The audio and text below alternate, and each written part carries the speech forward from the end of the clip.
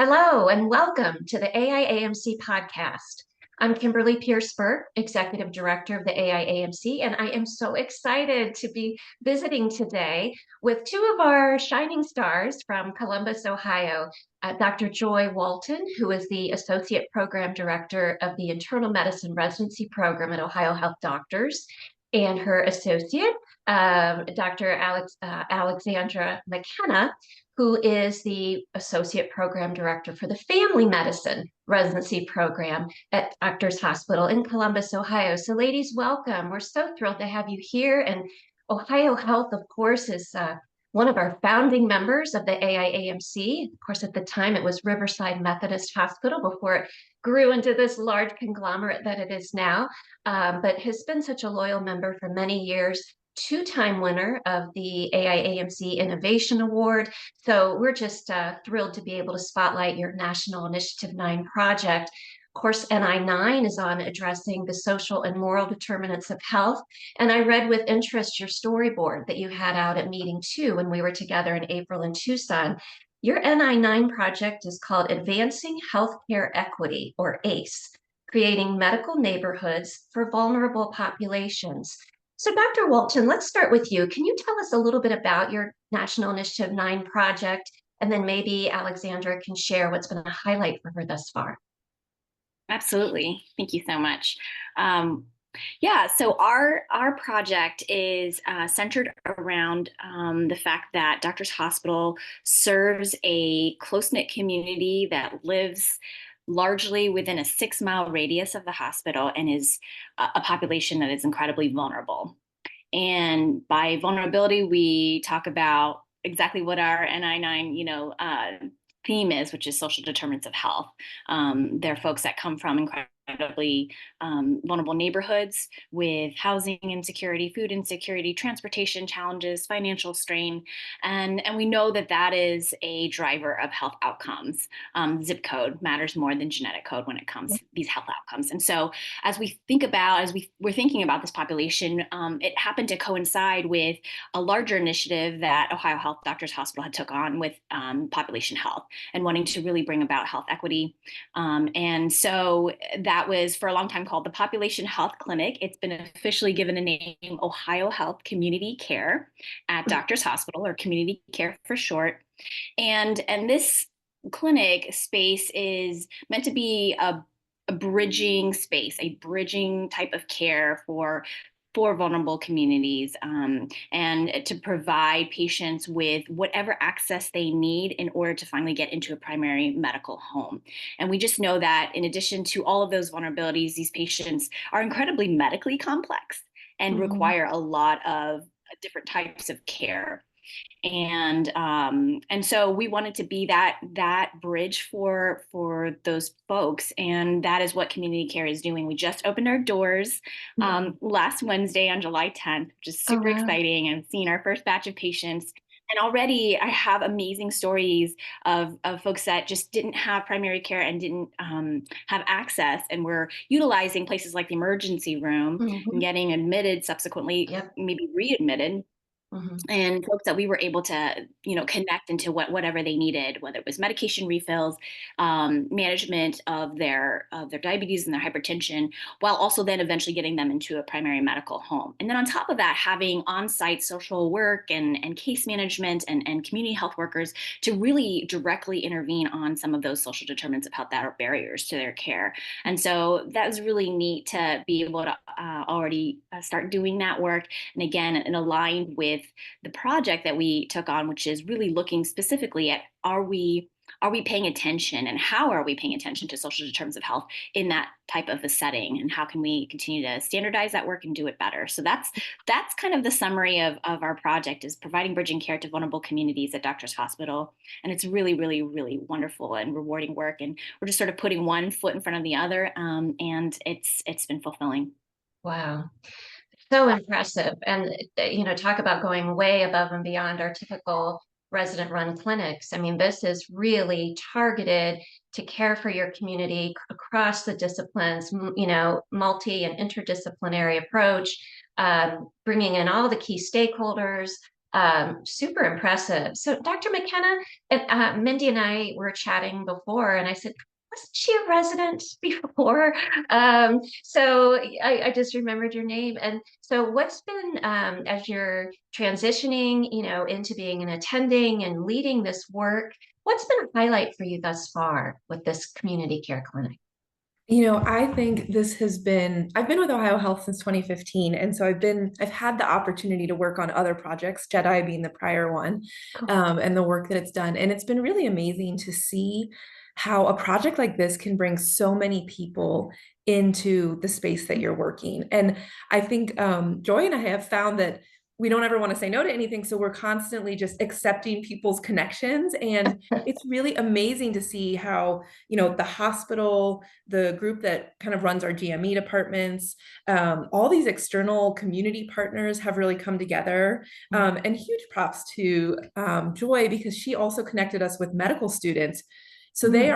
they were in their first, going into their second year. And I mean, what an amazing group of people to tap into, because they have all that potential, all that excitement that they bring. And she charged them with these like awesome tasks to really research and understand what is going on, what kind of background existed. And they brought so many ideas. In fact, they brought a community connection for us, which was amazing. They were on the airplane back from AIAMC conference, the first one, and they met somebody on the plane who was a physician in Columbus. He was an ER who started a recovery center for substance use disorder. And so we went and toured his facility, and we learned about how he works with this really vulnerable population. And they've become a really great partner to learn from as we implement the work. So that to me has just been one of the highlights, is how many people there are who are actually interested in this type of work, and how many ways you can get connected. Mhm. Wow, that just warms my heart, and that is so gratifying, because I think too often times residency training can just get so siloed, and you're just so like, you know, what rotation am I on this month, and what am I doing next? And something like this that can just really literally broaden the horizons, and to make those connections, is just something that I don't know how we quantify that, but we know the quality that brings to the training must just so more richly prepare one for practice. So that's wonderful. And the two of you clearly are very enthusiastic about this project. I mean, I can see it and I hear it in your voices. Um, but let's face it, we're about halfway through National Initiative 9. The beginning is always, oh, yeah, we're going to solve the world's problems. We're going to do this. Sometimes there can be a little bit of a slump, or energies might go down a bit. Now, if you just opened on July 10th, you're probably still riding that high. I know I would be. But when those little slumps come, how do you keep yourself, or we're going to talk in a moment about barriers, when something kind of doesn't go the way you thought, how do you keep your motivation going, and how do you keep your team motivated and keep their eye on the prize? Any advice there? Yeah, that's a great question, Kimberly. I was thinking about this. I think that, as Dr. McKenna was talking about, it's really the energy that comes from all our different partners, and that helps us to sort of refocus and remember some of the success stories. On our opening day, our ribbon cutting ceremony last Wednesday, Dr. Graysall came with his base camp recovery folks, and they were there just standing next to us, and they just encouraged us. Remember, this is we remember when this was just a twinkle in your eye, and here you are, opening your doors, and just reminding us that it is a journey. And there are Sherpas along the way that encourage us, and tell us we're going to get through this mountain. And then when we get to the top, they're going to celebrate with us. So that's been really encouraging, just to almost leverage some of those partners' energy as well. I do think that our medical students have energized us a lot as well, because they bring just a fresh set of eyes and innovation.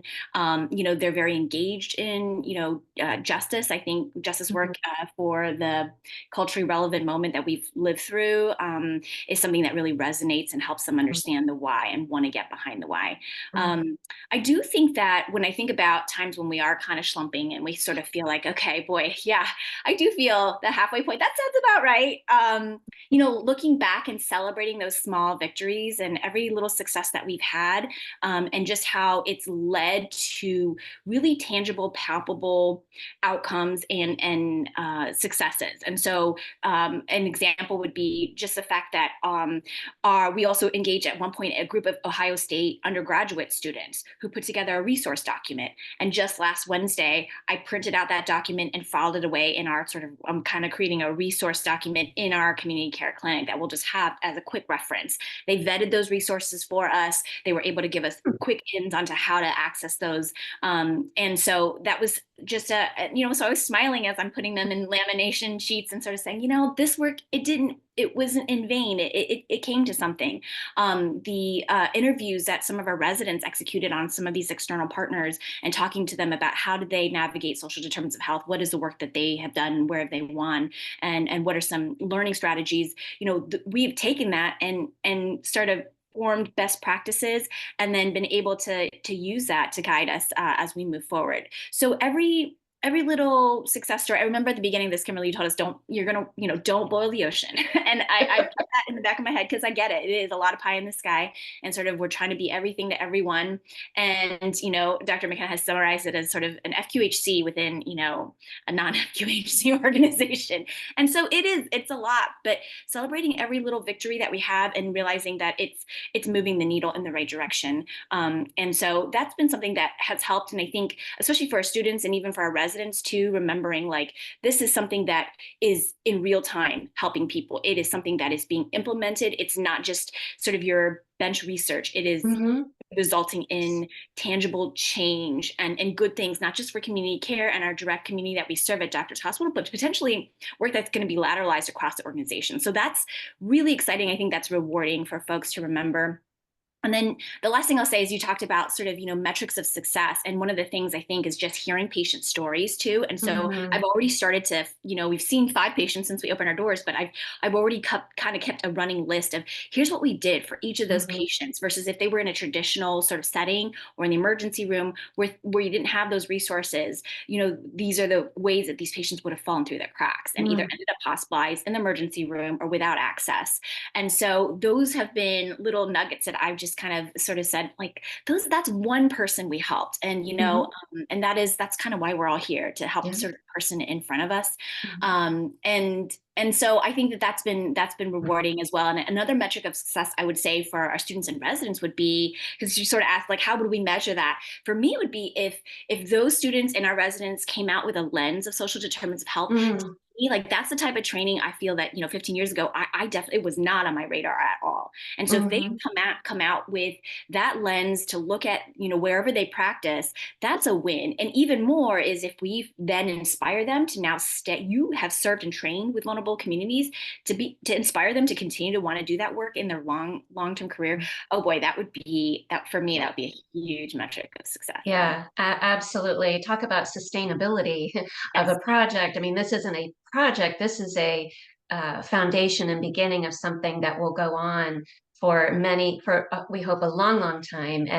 And I love hearing, celebrating every small success. I think that is so important. And then the storytelling is so impactful. And I would really, I encourage you to, to capture those, even if you just tape yourself orally. I mean, some way to share those stories is really, really important. So I read your storyboard with interest, and a barrier that you talked about was you talked about, I can't remember, something asking the right questions. So either that one or does something else come to mind that bump in the road? What was that and how did you overcome it? Yeah, I think I'll take that one. This project actually, there were pieces of it that were already moving before AIAMC. And so Joy and I have been involved in this work for a couple years now, I think, in some respect. And it's been very interesting. We sometimes have to laugh because we've had to really reinvent the work and continuously redefine where we're headed and what we're trying to do. And I think it's probably a part of that, like, don't boil the ocean, right? Like there was this huge vision. And at the beginning, even when we submitted our original proposal, we had a very clear metric that we were hoping. We really wanted to, decrease hospital ER utilization. And I think we started to realize that that is much more challenging than just moving patients to a different environment. And so the real big barrier that we encountered was recognizing the complexity of the healthcare system. And I don't mean just ours, but just the way healthcare works in America. And the reality is, like, the way, contracts work, the way those relationships work, how money moves, it's important. It's still a business, which I think as a healthcare provider, that's never been at the forefront of my mind, because it's just put people first. But it's a good thing that I have other people who manage that part. I do the healthcare. But I think we started to encounter some barriers where we just started to recognize how crucial those relationships were, how impactful. It was really important to be mindful that one decision that we made actually had probably some really big downstream effects to other departments, and that they were not really in favor of. And it wasn't necessarily because they didn't agree with the premise of our project. It was just that it was going to have really different impacts for them than it was going to have for us. And so we actually had to pivot a little bit on our project. And it was a really big work stream pivot about 6 months ago, to suddenly realize that we were going to need to really reinvent how we were really addressing our patients, where we were going to access them, how we could best serve them, which meant we needed to kind of redefine how success was going to look for us. I think Joy and I talked a lot about, a year, 2 years down the road, we're actually going to see that number we were shooting for in the beginning, at the onset. It's going to improve whether or not we directly tried to impact it, because it's a downstream effect of the work we're doing. But yes, I think the biggest barrier was understanding the complexity of the healthcare system and how everyone has wonderful intentions and people really do want to put the patient first. And then there's all those other things to consider at the same time. Yeah, I'm so well put. I mean, those unintended consequences that, we're all here for the right reason and we all want the same thing, but it can be so complex, and the ripple effect of, how that all plays out is so important. Well, our time is almost up, but and this whole talk has been inspiring to me personally. But just quickly in a sentence or two, what inspires you? We talked about a slump and keep it going, but just overall, what about this work has inspired you the most? Yeah, I was thinking about our recent conference in Tucson, and how the final speaker said a mantra that I have literally just adopted. And it's true. I do not make this up. She said, the answer is yes. Yes. And I took that to heart, and that has literally been something that I have gone by since we opened our doors, and way before that as well. But I was telling Dr. McKenna just this weekend, getting texts from other physicians. Can you see this patient? I met this lady at church who needs, a mammogram. I have a yoga instructor and her daughter who don't have a primary care physician. And this morning, getting emails from another addiction medicine director. Finding out from Ohio Healthy, which is another kind of care management organization, we'd like to collaborate. The answer is yes. The answer is yes.